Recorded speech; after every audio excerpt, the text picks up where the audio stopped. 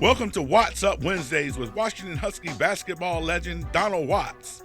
What's Up Wednesdays is a presentation of Game Time Sports Talk in conjunction with Watts Basketball, Game Changers for Life. To sponsor or enroll an inspiring young hooper, log on to wattsbasketball.com.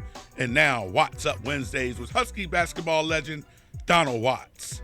Here's your host, JB. To get involved with the Watts basketball programs, if you have a son or daughter who loves basketball and is looking to take their game to the next level, visit wattsbasketball.com today. It's a program that provides the best in training and player development combined with competitive team play. At the Watts basketball programs, your players will be taught the habits and routines of the all-time greats. They'll be encouraged to strive for personal excellence and engage in the support of the community of higher achievers. To get involved with the game-changing Watts basketball programs, visit wattsbasketball.com today. And with us on a What's Up Wednesday is University of Washington Husky basketball legend Donald Watts. D, what's happening here on this Wednesday, my man? Oh, man, just chilling out. Like I said, this is, sitting down talking with you for an hour is the best part of my week. So I'm in my studio, in my home studio, locked in, ready to roll. I know that's right. Well, you far too kind, my man. It's always great catching up with you. But gotta hear not only how you're doing, number one, and give us the latest with the Slick. Well, how Slick's doing in the gala update. Oh man, I'm doing all right, man. It's been a rough couple of days here. My dad's van shut down. I think it's done. We got it. It had some transmission issues or whatever, and I think it kicked the can. So hustling to try to figure out a second vehicle. Really want to try to get a van, not a minivan, but a van going, so we can get over to Pullman, get to Ellensburg, get to all the golf tournaments, do some of the event stuff, get that van wrapped with the Watts Foundation, the wattsfoundation.org on it, so that everywhere we go, that we are raising awareness for kids in need. So that's the new plan. Whenever something happens, you got to innovate, create, and try to bring it back to helping people. That's what I learned from my pops, and that's how I plan on getting through the challenges that we're having, focusing on doing what we do best, connecting with people, helping them overcome their challenges, build confidence and self-esteem, so that they'll have a great chance at being successful in life, and particularly focusing on those who really need that guidance. So excited about that project, excited about our golf tournament coming up. We're moving the gala a little bit down. We're going to move into November, December date. I got some good stuff planned down on the pier that I'm going to have to let you guys know about a little later. All right. But in order to get that tournament going and to get the golf tournament, we really wanted to focus our attention on this aspect of it, gathering people who want to be a part of the blast off of the Watts Foundation and really reinvigorating the foundation and supporting kids in need. So the golf tournament is Monday. The wattsfoundation.org is the website. Kind of ignore the gala stuff when you get there. Okay. We tried to get the stuff taken off, but for whatever, the website's not updating. So get over there and get signed up for this golf tournament. Let's have some fun and support some kids. And, of course, honor my pops for the 50 years of service that he's done in this community. He's been everywhere for everybody, doing everything when he could. Now he can't. So I'm asking for the community to come out and, show him some love. Everywhere I go, man, you know how many times I hear, like, oh, man, I love your pops. Oh, he's an icon. Oh, here's an opportunity for those who really love the Slicker and miss him and haven't seen him in a long time and would like to come out and show him some love, but also show love to kids in need at the same time. So really looking forward to that. And we need teams, so get over there and get signed up. Sounds great. Wattsbasketballfoundation.org, so you can get involved in the golf tournament. And again, we'll give, of course, a lot of the different, should we say, the changing events that are happening with the gala happening at the wattsfoundation.org. And also, if you want to get your son or daughter or want to sponsor Hooper to get involved in training or, of course, just take their game to the next level, you want to visit wattsbasketball.com today. University of Washington Husky basketball legend Donna Watts joining us here on a Watts Up Wednesday here on Game Time Sports Talk. Let's go ahead and give some shouts out. Now, basically, and touch them all since it is baseball season, right? We're going to touch many different sports here in our conversation today, D. And I want to start with the ladies because the ladies are first, right? Your thoughts on Coco Gauff and that historical achievement by becoming only the third teenager to win the U.S. Open or win a Grand Slam event there at the U.S. Open this past weekend, and basically passing the torch, if you will. There's a new queen in town. Yeah, absolutely. It was incredible. I watched her early rounds and watched her really, grit through some tough matches. So you really feel like, especially when a kid is that young, has kind of been knocking on the door, and they win an event as big as the U.S. Open, it's like, all right, we got that thing figured out, and away we go. It's going to be exciting to watch and to follow her career and see how she progresses throughout her career. And then there's no, your natural instinct is to be like, okay, how far does she take this? Knowing that Serena started at a young age, Venus started at a young age, and the careers that they had, can she mirror that kind of career? And it's kind of unfair to already go there, but at the same time, it's what we do, and it's also an honor to an ode to what it is that she was able to accomplish. No, you're absolutely right. Go ahead.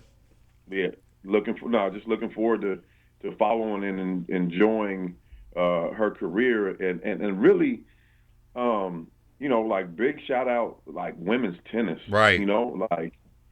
Just the women's tennis has been more enjoyable to watch, easy to follow, whatever, than men's. And that's very rarely said in sports, but the women's tennis game is definitely on par, or even, better than men's tennis with the storylines and the things. So I love it.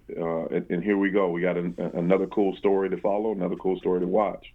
A lot of people say the same thing about softball as opposed to college baseball, and you see the growth of women's volleyball. I mean, here you got ESPN putting on national matches to hear in prime time, and so you're right. You're definitely seeing the women's game come up in different ways, and obviously the historic regular season that the WNBA just had as the playoffs get started tonight. But I know that people out there wonder, JB, why are you asking Donald Watts about some damn tennis? Or, why, because if you haven't listened to Donald over these months since doing Watts Up Wednesdays, he's a multifaceted sports cat. He wasn't just a legend on the court. There were a couple different sports that you talked to us about that you were involved in and tried out before, of course, picking up the ball and putting on the sneakers for the long haul. You talked to us about tennis, is why I asked about it. You also talked about your love and talked about the history in your family in regards to baseball. So I'd be remiss not to ask you about this M's Intense playoff race that's going on right now. They finally got the schneid last night with that 8-0 victory. Currently involved in a game right now with the Angels, but they're in a very tight wild card and pennant race in the American League West. Julio Rodriguez made history again. What's your thoughts on the M's as they go down the home stretch? Oh man, I mean, it was good to see them get off of that slide. It looks like, obviously we talked about the historic run that wasn't sustainable, but then they, had a cold streak. Looks like the maybe some arms were tired and, the offense went anemic like it has, at times, but in an untimely part of the season. But it looks like they've kind of found their stride in a way where they can have some consistency and, look like they're firmly, in that wild card, right? It would be, catastrophic for them to fall out of that, right? They would have to, really have a big slip to fall out of that wild card spot right now. But it's a really, really tight race, and it's exciting. It's exciting for the fans. It's exciting for the city. It would have been even more exciting if they would have held on to that division lead for a little while longer. Right. But obviously a position that as a team they're not, either comfortable for or built for from the endurance standpoint. But, one of the things that, just makes you kind of what if or wonder, but like, what if they didn't start so poorly? What if they didn't start so bad as far as the beginning of the year? What if they just started average? What if they started playing 500 ball? And this is the second year in a row. This year they've done it more comfortably. They got it done earlier as far as making the push. But once again, hating to look, so far ahead because we're in the middle of an exciting part of the end of the season. But hopefully, like if they can take this and play the whole year this way, they would be in first place firmly, So hopefully this ball club next year can make a commitment to go, start to finish, to figure out whatever it is, that switch, whatever it is they dig deep and find, to become who they are, right? As opposed to having to dig deep and find it. But they're on the precipice of becoming a great ball club. When you look at the youth, you look at the pitching, you look at the opportunity to still add, a big bat down the line when the timing is right, as far as, financially having the room to do that stuff. So it's a really exciting time right now, but it feels like the foundation is set for a long time to come. So just really excited about it, man. Hope they finish super strong. I mean, we were last year, in a series where we got swept, but it was the toughest sweep you ever want to see against the world champs. So we're knocking on that door, and at our best, we're definitely a ball club that could beat anybody and compete with anybody in the series, even though we haven't quite shown that yet. From an individual standpoint, what are your impressions, or how impressed are you with Julio Rodriguez? Obviously, a historical start to his career. The fact that he was the first player in his first two seasons to have 25-25 seasons, and now he is only the fourth player age 22 or younger to have a 30-30 season, which means 30 home runs and 30 stolen bases. I mean, when you talk about and only the second player ever in franchise history to record a 30-30 season, the other Rodriguez being Alex Rodriguez. And when you're on, when you have names like Mike Trout and others attached to those feet, and he's only the 44th player in Major League Baseball history to do it, it's definitely up there. Are we talking about, or should we be talking about, even with the injury to Shohei Ohtani and everything else that has happened, if Julio goes ahead and finishes out and they win the division, is he a lock to win the American League MVP at this point? That would be interesting, especially how he struggled early. Well, and I say struggled in air quotes because of everything that you just mentioned. I'm not sure about the American League MVP, but what I do know is he is a superstar in like every sense of the word, super, like mega superstar.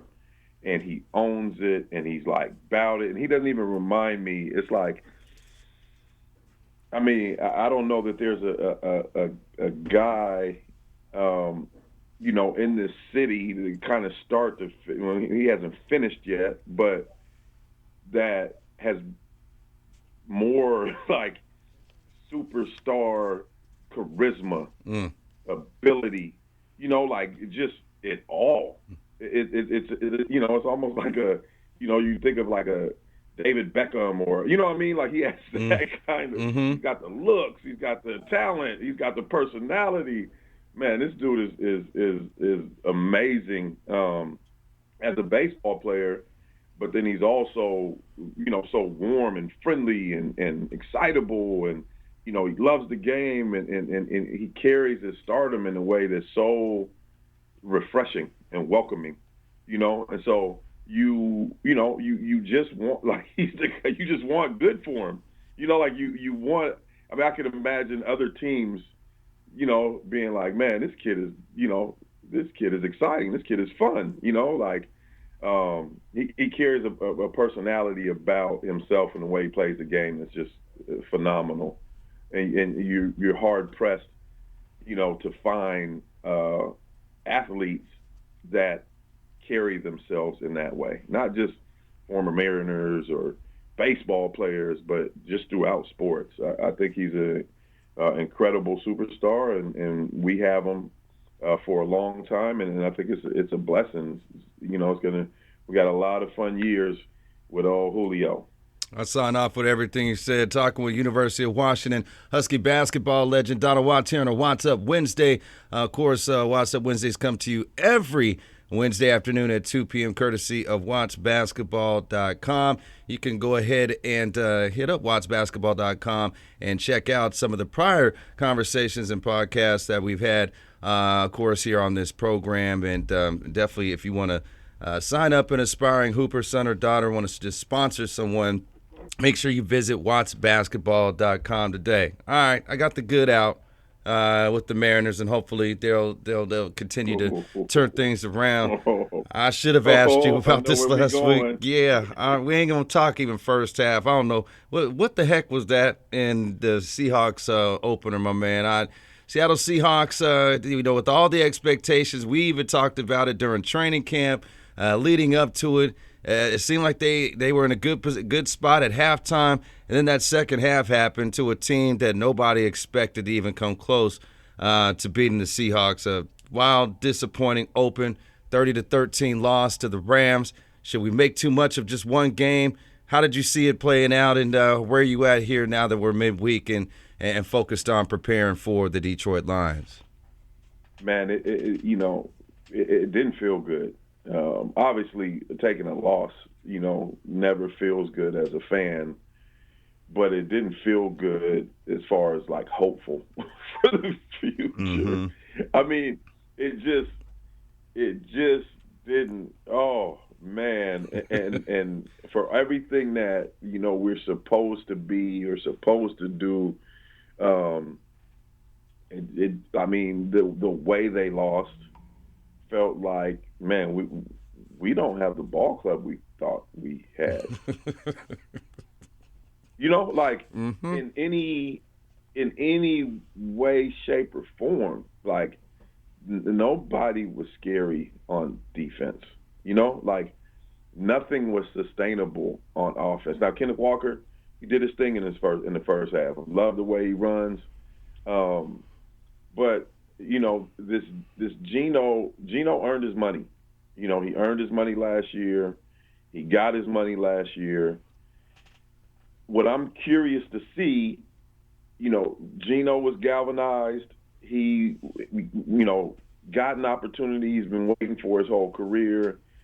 It was like he was supremely focused. The team was rooting for him. It's like they were, relieved, to not have Russ and all the things that Russ had become or, worn down the franchise or whatever, which I didn't, I wasn't privy of before he left.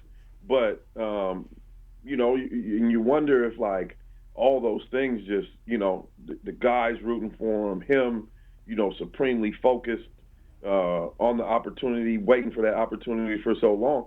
But was it sustainable?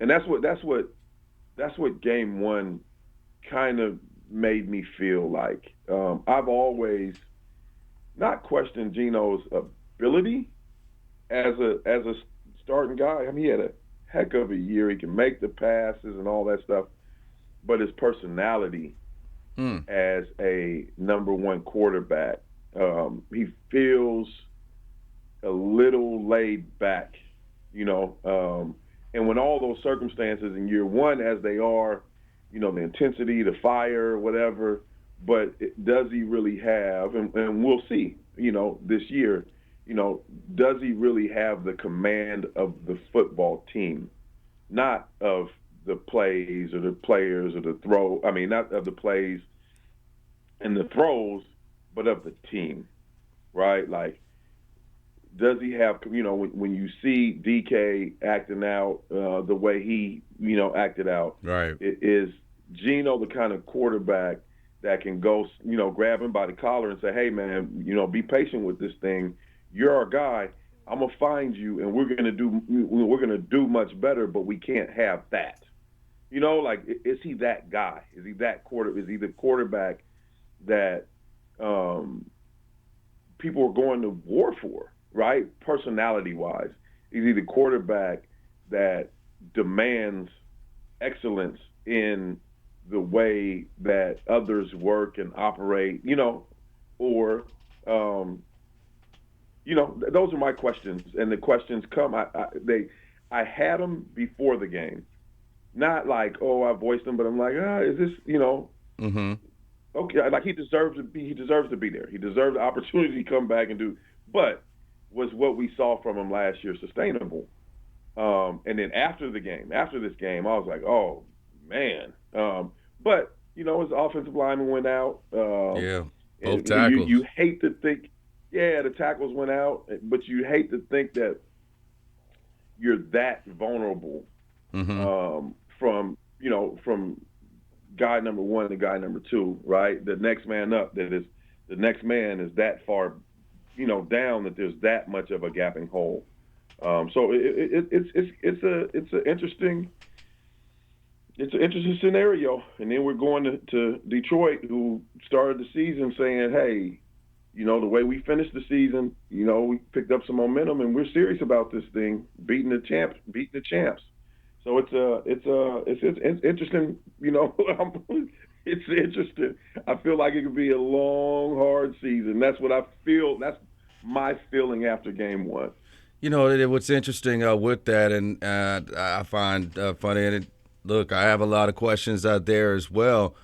It's a team that they had a shootout with last year, and they barely held off. And we know that the second half of the season really has jump-started them into what we saw, that big victory over Kansas City last Thursday with the Detroit Lions. They're coming. They think they're here. We'll see about it. What are the things that you'll be looking for as far as to see if there has been a change? And if you were a coach or a player in that locker room, what are the things that you're relating to your team, and not only to forget about, or should we say learn from? Because like you had talked about, whether it was the DK Metcalf penalty, but he wasn't the only one that definitely did have a mental meltdown, shall we say, there on the sidelines. What are the things that you'll be looking for to encourage you this upcoming Sunday against the Lions?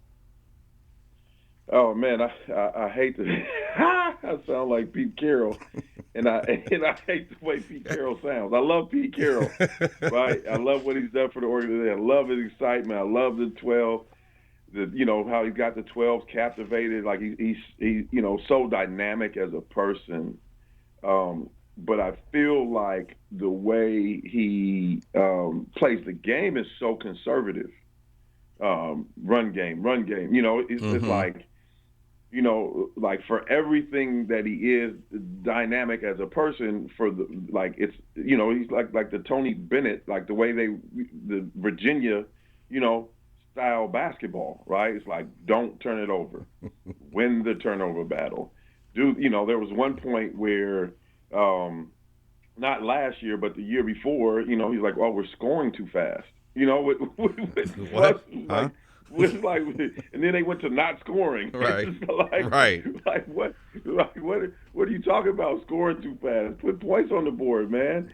But saying all that to say that establishing the run game, and then from the run game, Kenneth Walker, I love the way he runs, getting him more touches at the foundation, and then from there, the intermediate passing game, and from there, the big play passing game.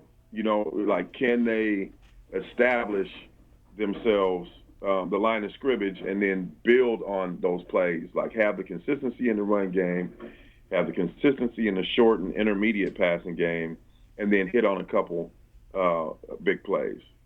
What's cool. Jackson Smith and Jigma, he's coming off the injury. Right. I really would like to see, it felt like, maybe he shouldn't have been out there, but maybe he was out there because of how good he runs routes and to attract attention or whatever it was, but we'd really love to see him get more involved. I feel like he's the kind of guy that should lead them in receptions, because he can do all of the stuff and then open up things for Lockett and Metcalf, who feel like more big play guys. Agreed there. Talking with University of Washington Husky basketball legend Donald Watts here on a Watts Up Wednesday here on Game Time Sports Talk. Comes your way every weekday afternoon from 1 till 3. And, of course, Watts Up Wednesdays, come your way every Wednesday at 2 p.m. here on these platforms. 1620 KYIZ on the Simple Radio app and at ztwins.com, and in the Vancouver, Portland area on 1480 AM, 97.5 FM. KBMS. For what all that was in regards to one loss, and the disappointment is still having the questions of the season, but knowing that things can turn around and week one doesn't define necessarily a season. How can you have a week one win and still feel like your season is over to a certain extent? That must be how all of the New York Jets fans are feeling after that Aaron Rodgers injury on the most watched Monday Night Football game in history. Now is what that was, just 4 plays into it. I mean, with all the hype, and and we've talked about this, Aaron Rodgers and Deion Sanders basically being the sports stories of the year, at least coming into this football season, the faces of sports at this point right now. Talk about the lead up with Hard Knocks and all that, and the hype, and everybody was drinking the Kool-Aid of the New York Jets based on Super Bowl predictions this past Sunday morning, to just what happened there on Monday night there in New York, especially when they're remembering the 22-year anniversary of 9/11. Yeah, man, that was a pretty tragic, and for me, I can't see him. He's 39 years old, so you talk about, the season and the anticipation and all of those things, and I'm just thinking about his career, a guy who's had a great storied career that obviously didn't win as many championships as you feel like his talent warranted, but is one of the most talented players to ever play the position, and definitely was by the way of all of the things in Green Bay and going to the Jets, definitely was still playing at an extremely high level and still looking forward to multiple years and trying to win multiple championships at 39 years old. Kind of setting the following the steps of a Brady as far as the longevity of the career. He didn't look like he was getting close to the end, and then 4 plays into a new chapter or a new career. 4 plays and it's over, and they haven't said it or whatever, but coming back from an Achilles at 39 years old, that would be that's a tall feat, and then coming back and playing in the program and in the system that you've never played at, so you're starting from scratch with the injury. I'd just be hard pressed to see that be the case and be the scenario. But we'll see what happens. But it's super unfortunate. It was an exciting game. Oh Yeah, man, the walk off. Yeah, right. Oh man. Yeah, The walk, and he walked it off too. he sure did. Bye, bye. Oh man, that was incredible. It was an incredible game. I thought that the Jets played it a little too conservative, coming down to the fourth quarter, playing for that field goal, and then giving the ball back to Josh Allen. I really didn't, as a competitor, if I was the quarterback, I would, I would feel a little insulted by the way they played that last drive. Right. That's just me, as an athlete. I'll be looking at the coach like, man, you ain't got no trust in me, I bet you wouldn't have done that if Aaron Rodgers was back there. You would have tried to go get 6. But instead they went for 3 and gave Josh Allen the ball back to tie it up. But it all worked out for them in the end. And it was an exciting, game. But then you wake up the next day and, or 2 days later, and you find out your franchise quarterback that you've been waiting to have for ever only lasted 4 plays. That's a sad situation in New York. But you know what's sadder than that? Tell me. The Giants. Man. What? That's all I'm saying. Do you see that on Sunday night and they followed it up with Monday night? That was, as impressive as the Cowboys were. What was that? What was that? I want to see it. I want to see a Giants Seahawks matchup. No, don't do that. Yeah, don't do that just yet. Not just yet. But you know what? Guess what? That's in a couple weeks, D. Yeah, they need to switch it. Just the performances that they laid out right, there, man. The Seahawks and the Giants, man, if it was, boxing, it was like they would have to start at the bottom and try to work their way back up into the varsity league. Right. Well, they played 2 weeks from Monday, so on Monday night. So, man, they might flex that out on Monday night. They don't showed up. Oh man. Oh man, I feel bad talking about my team, man. I'm rooting for my team. Yeah, but that was, that was like. As a fan, you're just watching it like, huh? Yeah. Cincinnati is another one that disappointed, but, it's week 1 of the NFL schedule. We'll see, of course, what happens. We've seen a lot of turnarounds that have happened there in place. But I'm curious on your thoughts of not only how the Huskies played, your Huskies, your alma mater, this past weekend against Tulsa, where basically the receivers had a case of Kadarius there in the second quarter, and I mean by Kadarius Toney, and the way he was dropping passes last Thursday night for Kansas City. But they're able to overcome that. Obviously, their opponent wasn't the best, in regards to competition, or at least where the Huskies are expected to go this season with their goals and objective. They are still ranked 8th. They have 8 Pac-12 teams that are ranked, but your thoughts in lieu of this Mel Tucker suspension, the head coach from Michigan State, what that means for that locker room as they get ready to try and avenge the loss they took a year ago at Husky Stadium with Michigan State welcoming your UW Huskies to town.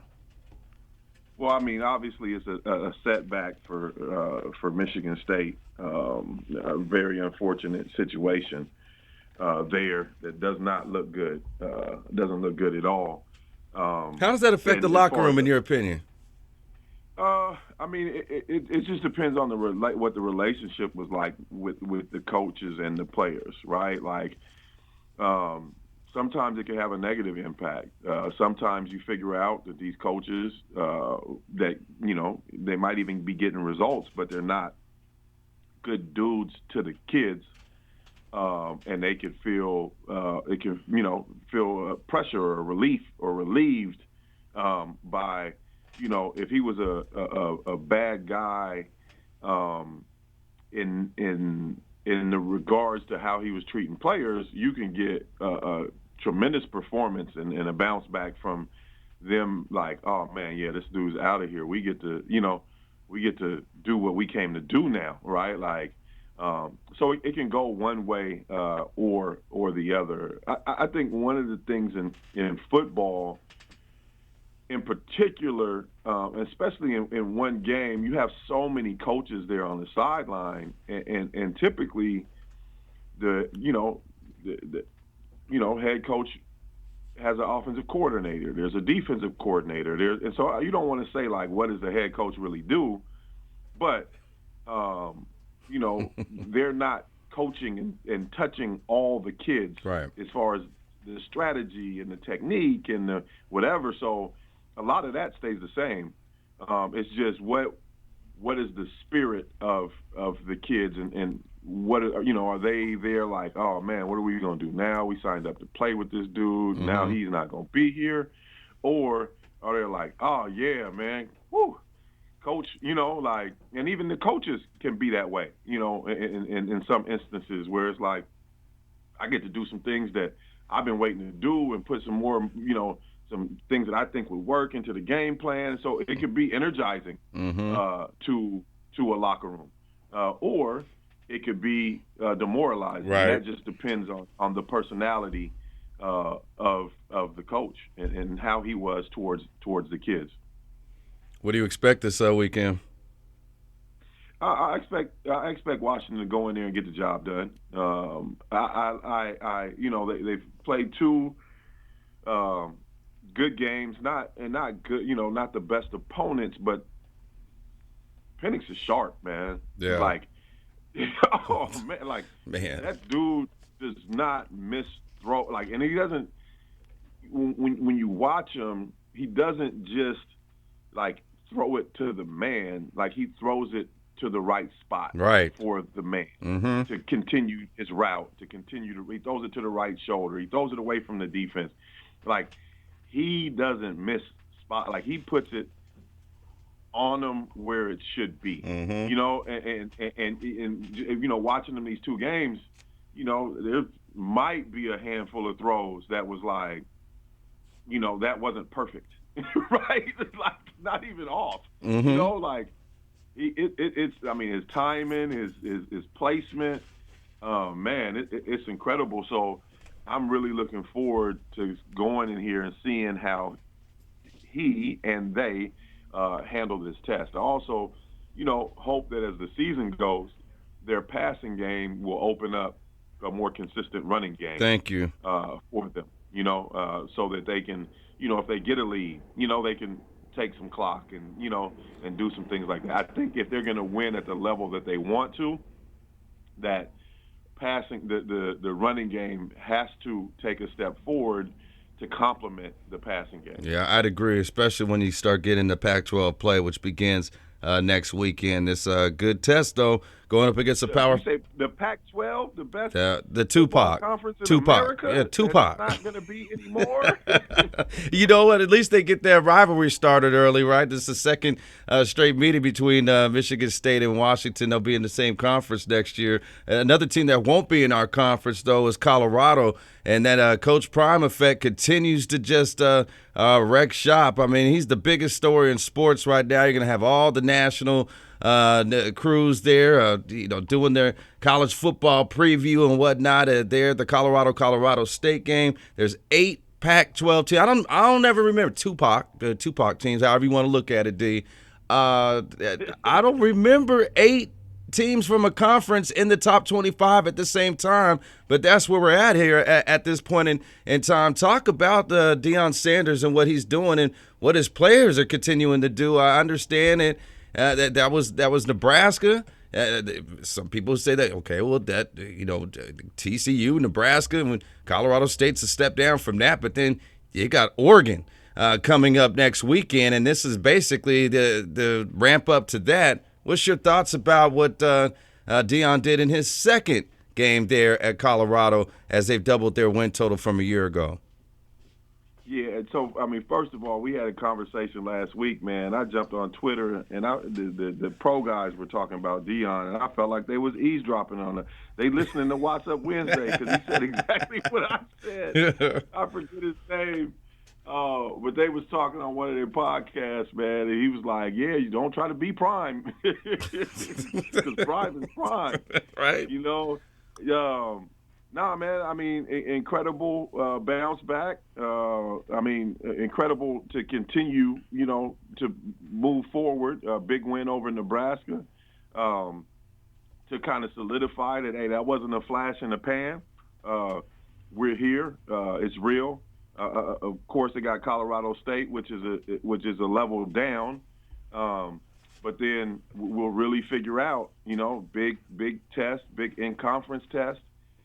You would say two schools that know each other, but it's not that kind of situation because Colorado was a non-factor. The players that were at Colorado in the past years when Oregon would have played Colorado are not the players that are at Colorado now. Dion doesn't have any, you know, familiarity. So it's like all of this for Colorado and for Prime is like non-conference, right? Like you get into conference play when you're familiar with coaches' coaching style, you're familiar with players, you're familiar with this and that.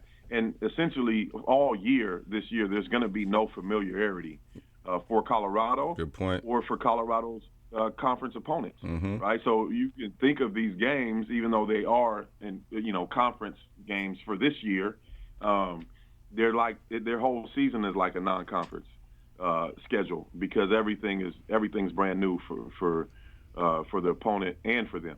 And then you think about it's all going to be different next year too, Right. So they might as well, you know, they're playing in the league, they're trying to win the league, but there might as well be an independent.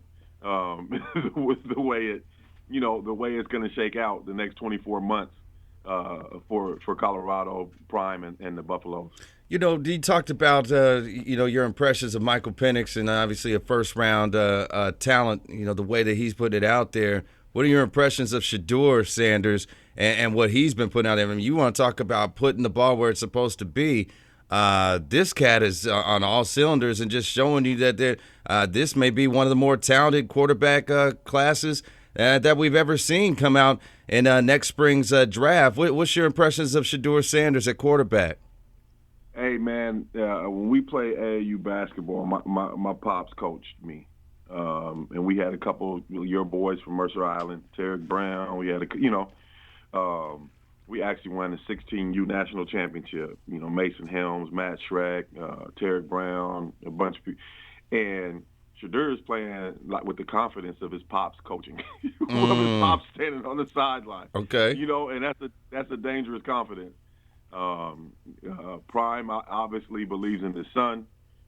He's given his son the platform, the freedom to run that program, and he's stepping up and he's doing it. They're very clear on what their goals, what their objectives are, and you know when you look at Prime, you look at the conversations that he has, the post game, and you feel like there's a deeper meaning for them.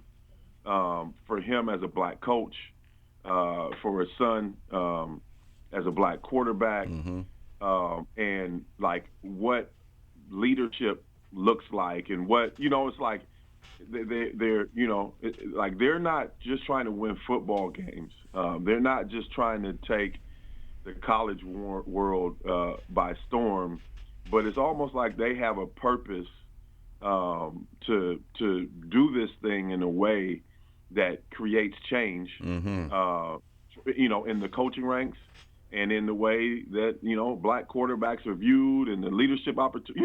It's like they have it's a father and son, and it's like they have a higher aligned purpose, and they're in tune with it and living it.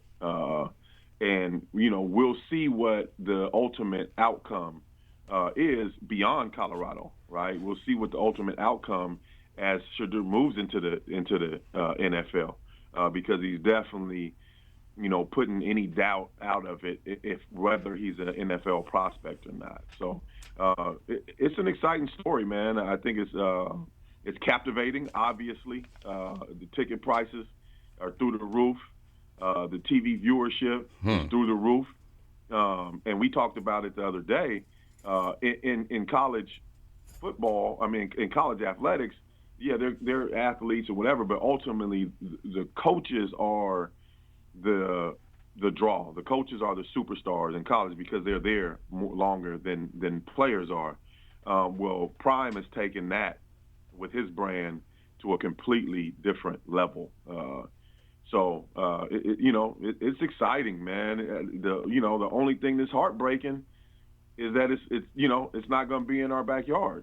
Going forward, it's not going to be a West Coast league going forward. And it's it's kind of a magical year for the Pac-12 soon to be too. Yeah. And that feels that doesn't feel so hot. It was definitely shaping up that way, and that's going to be interesting as the Pac-12's record continues to build ahead of these conference games getting into it. We knew it's going to be a special year, and it's really shaping up to be one of those there as well.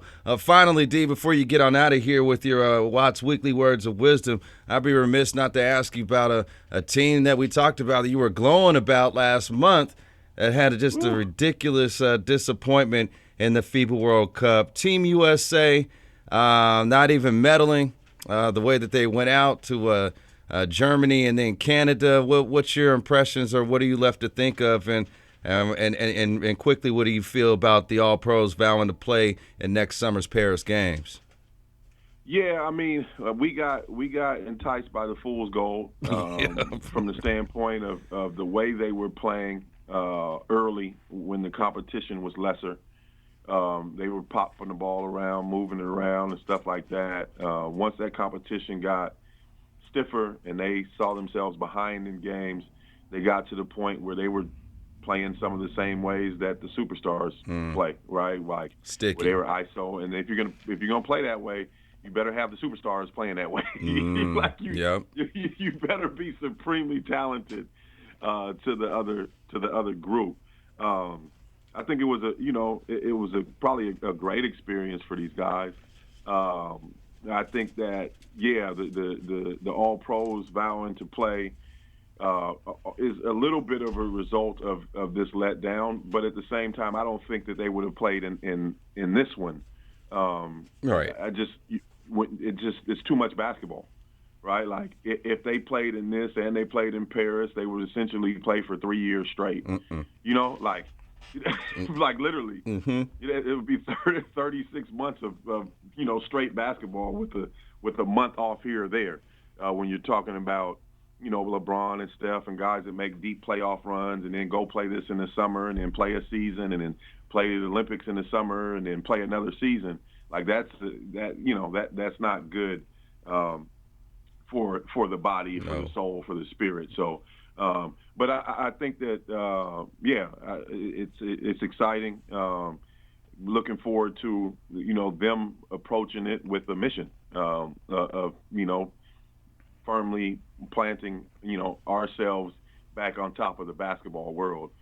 We might think we are and ourselves, whatever, but when you go and you don't medal, the rest of the world has the opportunity to say, "Hey, look, we told you about us, right? And we're number one, whether they are or not. That's what the opportunity. That's the door you left open as USA Basketball, and I think our best are looking for the opportunity to go close that door and to end that conversation around the world. And so that should be exciting. There you go.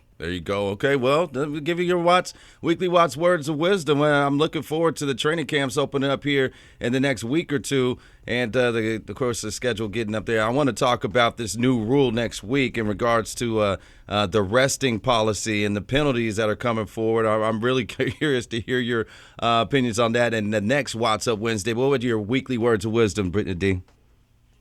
Oh, man, the great poet Hove, a loss is not a loss, it's a lesson. Appreciate the pain, it's a blessing. That's a quote, and, we're going through difficulties.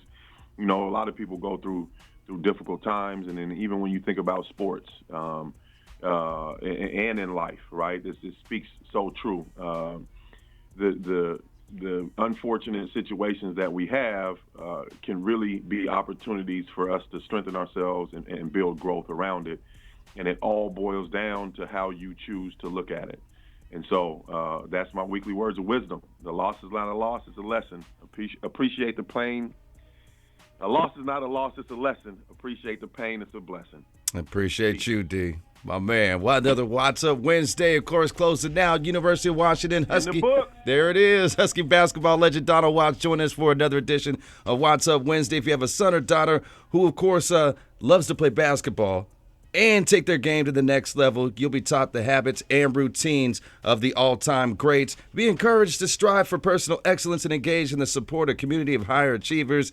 Get involved with the game-changing Watts basketball programs. Visit wattsbasketball.com today.